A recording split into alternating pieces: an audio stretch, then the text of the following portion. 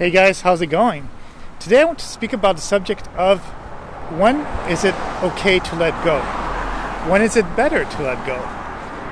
What do I mean by that is, what if you have a toxic situation in your life? You don't like your job, or you're just used to doing things in a certain way, but with time things have changed, you've evolved, and you're just not happy with the things that are happening in your life. It could also be maybe a friend has completely changed. They have different likes. Maybe they have a family now and it doesn't go anymore with your lifestyle. Doesn't mean you don't have to be friends, but sometimes you want to let go of whatever's linking you to your past. And it's healthy, because if you really think about it, we as human beings have billions and billions of cells in our body. A lot of things are changing. The skin is dying, the skin is getting regenerated. Everything pretty much every 7 years, almost pretty much everything in our body is regenerated and is completely different. So how can it be that other things in our world are there forever? What if somebody who is good becomes bad, or somebody that's bad is good? We're always changing at the same time, because we reflect basically what we are seeing on this earth. So the different experiences that we have, we will interpret them in a different way, and it's the basis of how we interpret them that will make them either a good experience or a bad experience. And at the same time, if you really think about it, well, why would you want to keep something that is toxic in your life? So sometimes it's good to have change. Sometimes it's good to move from one job to the other. Sometimes it's good to just change your house, or change, even though you could keep, for example, the same friends you have, sometimes it's okay to make new friends and experience something new, because it's just difficult to always stay the same.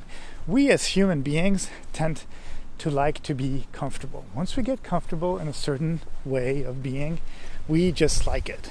And it's actually very easy to see how that is true, is how people have bad posture or pain in certain joints, or they always do the same mistakes. Basically, our body is lazy in its own way. And if, for example, you're always sitting down in a chair, well, then your muscles will basically get shorter, because it's just easier for the body to maintain that position all the time. It's lazy. It's kind of like that. And I think we tend to be lazy in some way. So it's always a constant battle of, hey, I need to wake up at this time. I need to do this. I need to do that. I know it's not fun, but I'd love to lounge around all day long, but it's just not possible. So sometimes it's okay to let go and to just change into something new.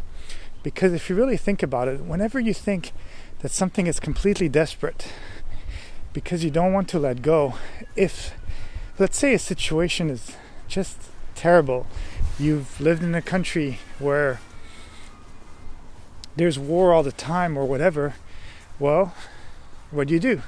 You better let it go. You might be comfortable because even though you're in fear, you know what to expect in some way, because you're among people who think often the same. But if you do that, well, you're hindering your chances of staying alive, right? Because you're in a war. So it kind of becomes the same thing. That's, of course, an exaggerated way of thinking. But sometimes through exaggeration, you can kind of relate, if that makes sense. So you want to get comfortable in what you have and what you do. But once you get too comfortable, then you got to think, hey, is this actually stopping me from getting to my full potential, if that makes sense? Because yes, I'll know that I will have X amount of money each month through this job or whatever, but what if there's another job that actually requires the same skills, or is basically using your skills even better, and then it's actually gonna give you a bonus and give you more money and give you more freedom, and you'll get to meet more people that might be able to make you more happy too.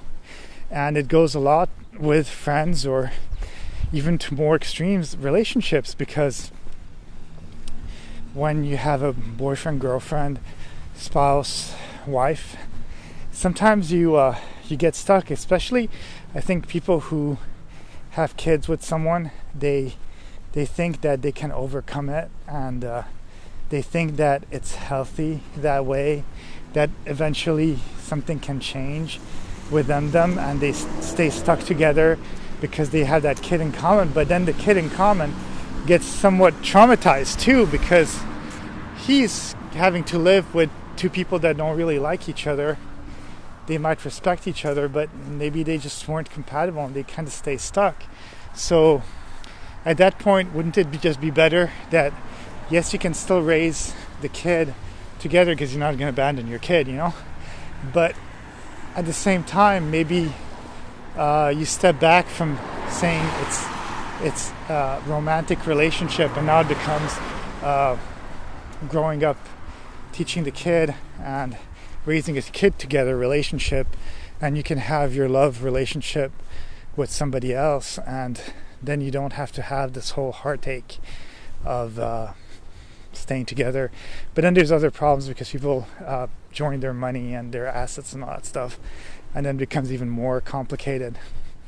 But all this to say is that basically change and letting go is very difficult, because it puts you in a state of the unknown.